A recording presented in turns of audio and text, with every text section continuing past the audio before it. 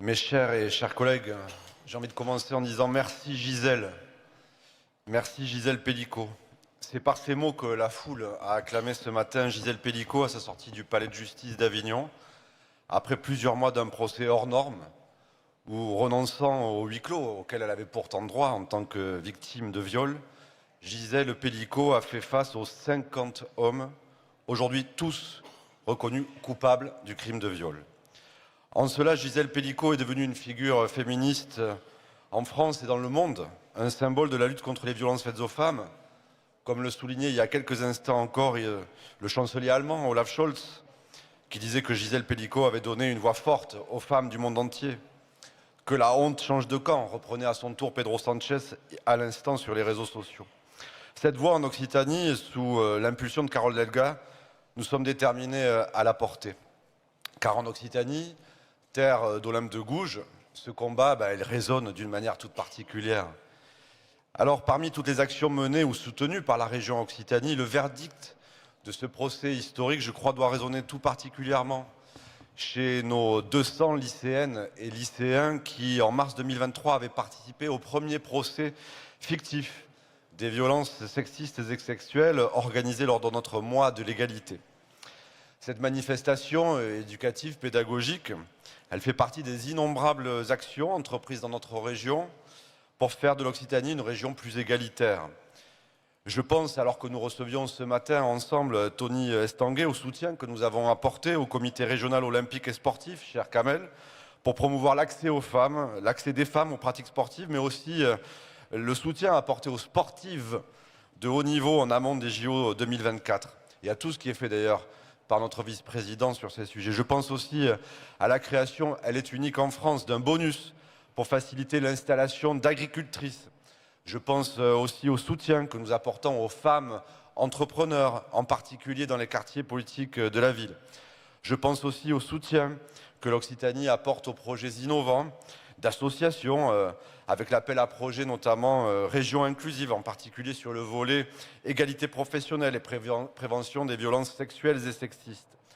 Enfin, parce que nous savons qu'il faut s'attaquer à la matrice même de ces inégalités, et donc aux préjugés et stéréotypes sexuels, la région a mis en place un dispositif là aussi, tout à fait inédit en France, un dispositif qui s'appelle Génération Égalité, qui a bénéficié à plus de 45 000 élèves en 2023, près de 300 000 depuis 2017, c'est considérable.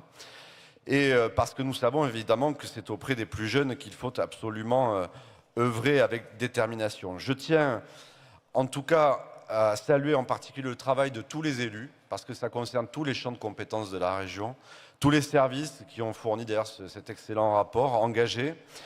Parce que comme aurait pu le dire Montaigne, je le paraphrase, il n'y a pas de grands ou de petits sujets en matière d'égalité femmes-hommes. Il faut s'attaquer à tous les sujets et dans tous les domaines selon une logique d'action transversale.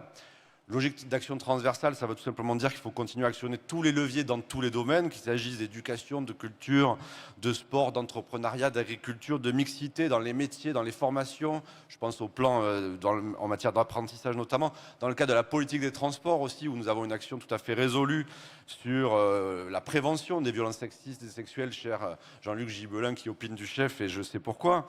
Et puis il faut évidemment agir sur notre institution elle-même. Et à ce titre, le rapport de situation comparée, qui est sur nos tables, qui a été imposé par la loi du 4 août 2014, à laquelle vous êtes venu rendre hommage d'une certaine façon, Madame la Présidente, à la Faculté de droit de Toulouse, il y a quelques jours à peine pour son 10e anniversaire, montre que la région Occitanie est tout à fait exemplaire dans ces sujets, y compris pour la mixité dans les emplois de direction. Et puis ce qu'on apprend dans ce rapport, on apprend notamment que les Occitanes sont d'abord ou plutôt que les Occitans sont d'abord des Occitanes, puisque 52% d'entre nous sont des femmes. Et puis, on apprend aussi une chose importante, je crois, c'est que la région, non seulement c'est l'une des rares à être dirigée par une femme dans notre pays, mais surtout si elle tourne tous les jours, c'est grâce d'abord aux femmes qui sont 70% de l'effectif. Alors, pour toutes ces femmes qui font tourner la région Occitanie tous les jours, je vous donnerai quelques applaudissements, s'il vous plaît. Et ça nous donnera le courage nécessaire pour aller chercher, oui, parce qu'ils existent, il y a quand même 3% d'écarts salariaux qui existent encore, mais enfin 3%, c'est très loin des 15% en gros qui existent dans le monde, dans l'entreprise privée. Donc oui, on peut encore faire des progrès, mais la région Occitanie est tout à fait déterminée à les continuer. Je voudrais terminer d'un mot, puisqu'il me reste, j'ai déjà dépassé quelques secondes, mais avec des mots de Gisèle Pélicaud. Parce que vraiment, cette femme force le respect. Elle disait « J'ai confiance en notre capacité à saisir collectivement un avenir dans lequel chacun, femmes et hommes, puisse vivre en harmonie dans le respect et la compréhension mutuelle. » Alors à nouveau, au nom de la région Occitanie, merci Madame Pélicaud.